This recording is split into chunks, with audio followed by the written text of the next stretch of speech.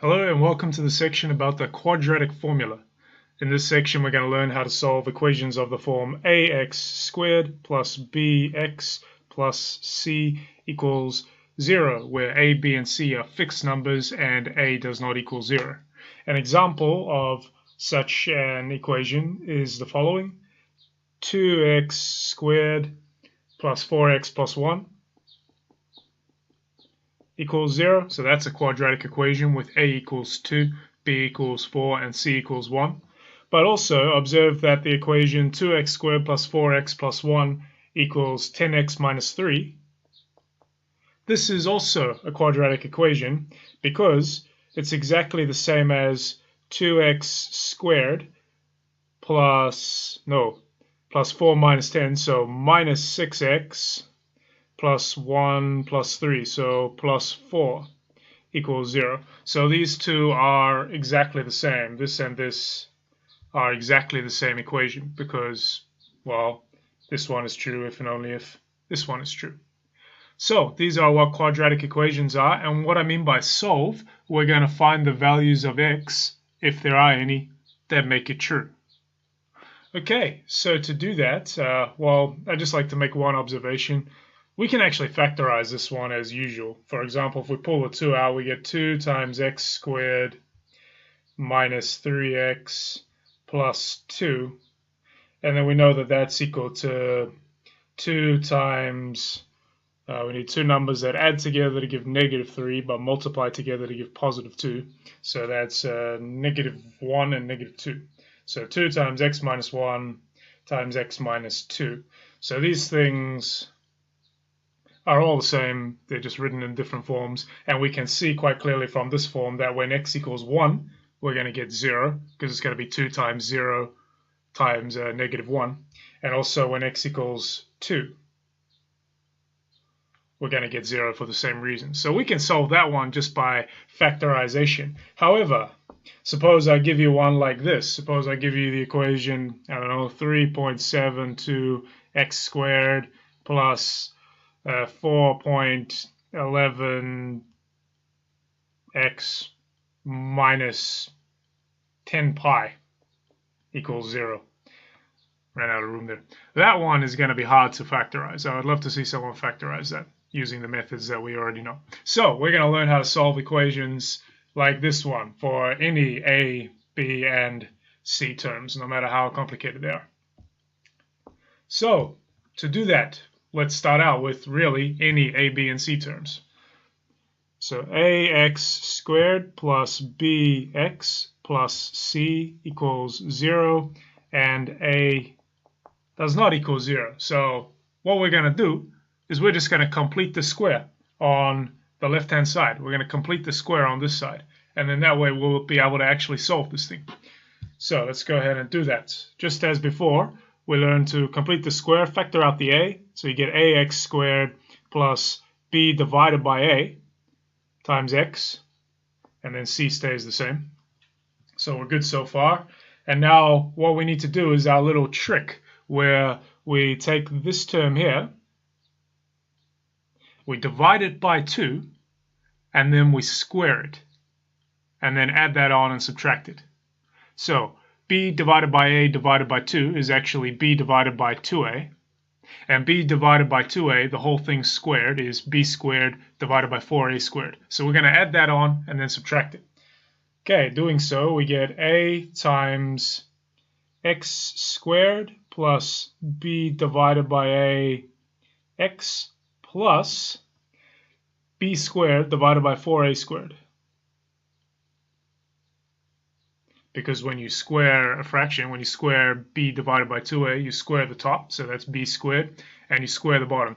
2a times 2a is 4a squared. Okay, we want them to be equal still, so we better minus this b squared divided by 4a squared again.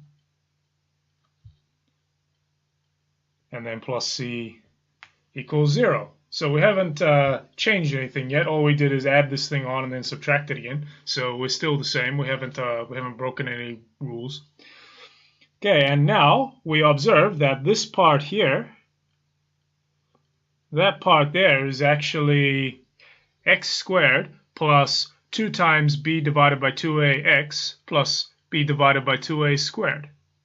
And hence, it can be simplified to, or it can be factorized as x plus b divided by 2a squared.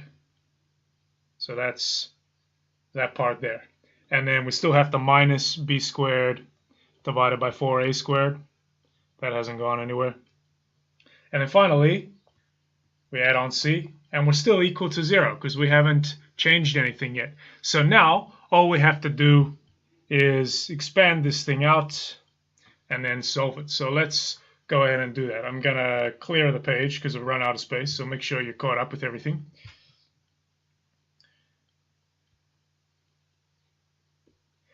So what do we have? We had a times x plus b divided by 2a squared, and then minus b squared divided by 4a squared plus c equals 0. Okay, so that's where we're at. Now let's go ahead and expand this thing out. We get a times x plus b divided by 2a squared minus b squared divided by 4a squared, and then the whole thing times a. Well, that a and one of those a's is going to cancel, so we just end up with b squared divided by 4a. And then plus c equals 0. Okay, next up, let's go ahead and shift these two terms to the other side, because we have this thing equal to 0, so let's move them to the other side now using algebra. So we get a times x plus b divided by 2a squared equals b squared divided by 4a minus c. Okay, so far so good. Everything's looking fine. All right, now let's we got this a here. I don't like that, so let's divide through by a. So we get x plus b divided by 2a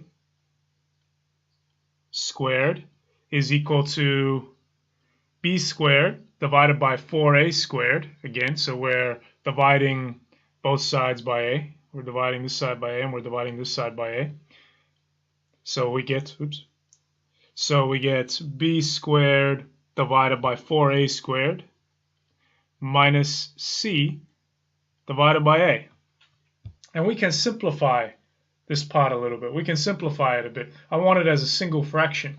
And to get it as a single fraction, what I need to do is make sure that we have the same denominator. This 4a squared and this a both need to be the same denominator before I can add them together like that.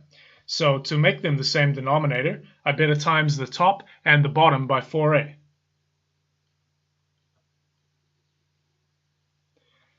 So I have 4ac on top and 4a squared on the bottom.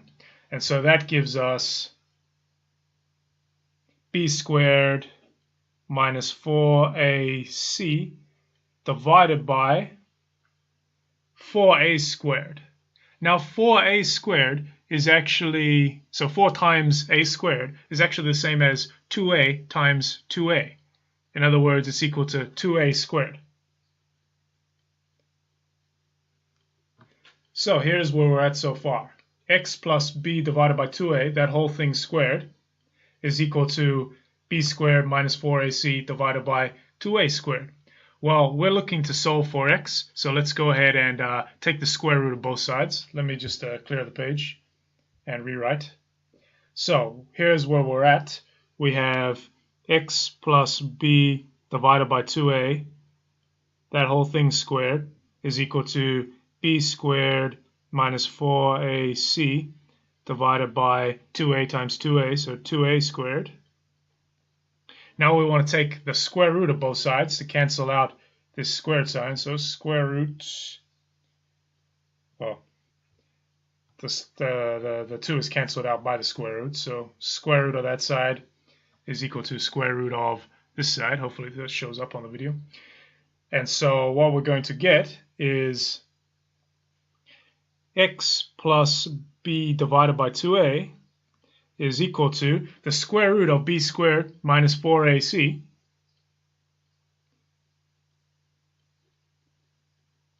divided by the square root of 2a squared. Well, the square root of 2a squared is just 2a, because you're looking for the thing that when you multiply it by itself, you get 2a squared. Well, if you multiply 2a by itself, you get 2a squared. So the square root of 2a squared is just 2a.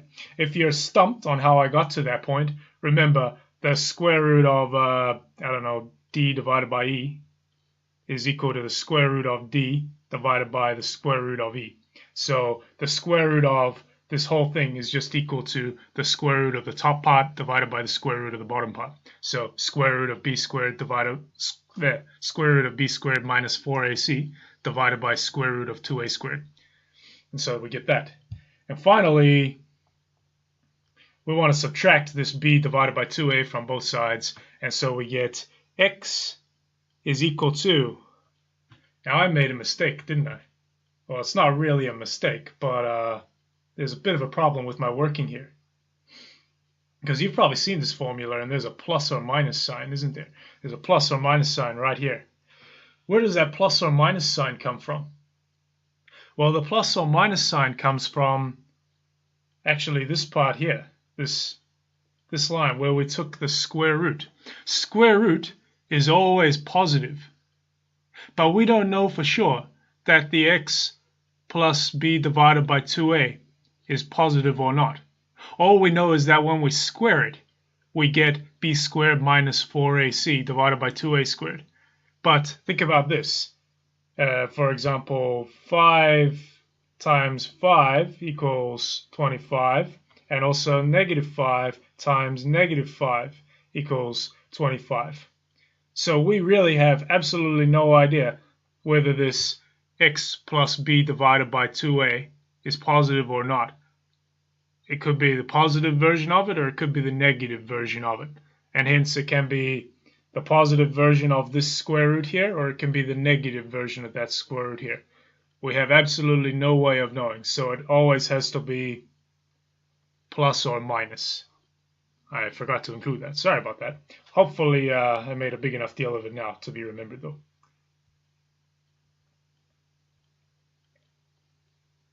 So where were we? We had x plus b divided by 2a equals plus or minus the square root of b squared minus 4ac divided by 2a.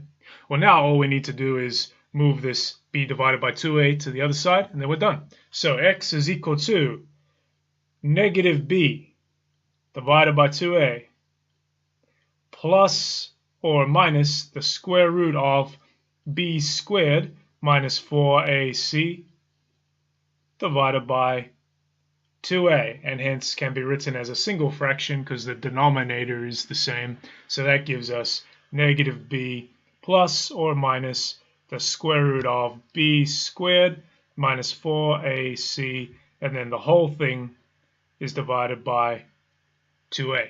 And that right there is the quadratic formula. You should commit this to memory. Negative b plus or minus square root of b squared minus 4ac divided by 2a. Say it to yourself 10 times. That's something you really should remember. Okay, so let's do an example of it. Let's do a real quick example. That one we did at the start. 2x squared minus 6x plus 4 equals 0.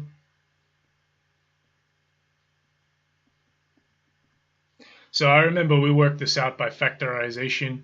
I think it was x equals 1 and x equals 2 or something. Let's double check on this one since we already know what the answer is. Let's double check to make sure our formula actually works. So remember, the 2 is actually the a term. The negative 6 is the b term. So 2 is a, negative 6 is b, and positive 4 is c. Remember, there's an invisible plus here.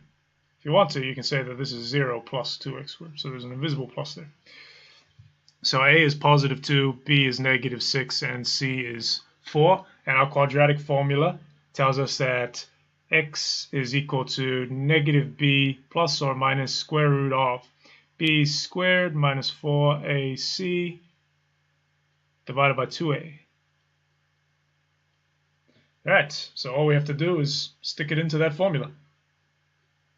So that tells us that, given this situation, we know that x is equal to negative b, so negative 6, so that makes 6, plus or minus the square root of b squared, so negative 6 squared, which is the same as 6 squared, so 36, minus 4 times a times c, so 4 times 2 times 4, 4 times 2 is 8, times 4 is 32, divided by 2 times a, so 2 times 2, which is 4. Let's simplify a bit. So this is equal to 6 plus or minus the square root of 36 minus 32. What's 36 minus 32? 4. So square root of 4, which is 2, divided by 4. Okay, and that is equal to 6 plus 2 is 8, divided by 4 is 2, and 6 minus 2 is 4, divided by 4 is 1. So x is indeed equal to 2 or 1, just as we expected. Remember, this plus or minus means there are two solutions. Probably should have made that clearer before. There's going to be two solutions coming out of that thing as long as this square root sign isn't 0. Why are there going to be two solutions? Well, remember, this thing up here, well, not that part of it, this thing up here is a parabola. So I can say y of x equals 2x squared minus 6x plus 4. And I know that it's equal to 0 when x is equal to 2 or 1. Because it's a parabola, we know that its graph actually looks something like this. We know it has this kind of shape. And now we know that the places where it's equal to 0 is when x is equal to 1 or x is equal to 2. And hence the turning point must be when x is equal to 1.5. So you can find the y value at that point by putting x equals to 1.5 into the function. So y of 1.5 is that height there. Okay, that's enough for this part of this section. We'll do another part next time. Thank you very much for watching. Don't forget to check out the notes on this topic and have a go at the exercises. See you guys next time. Thanks. Take care. Bye.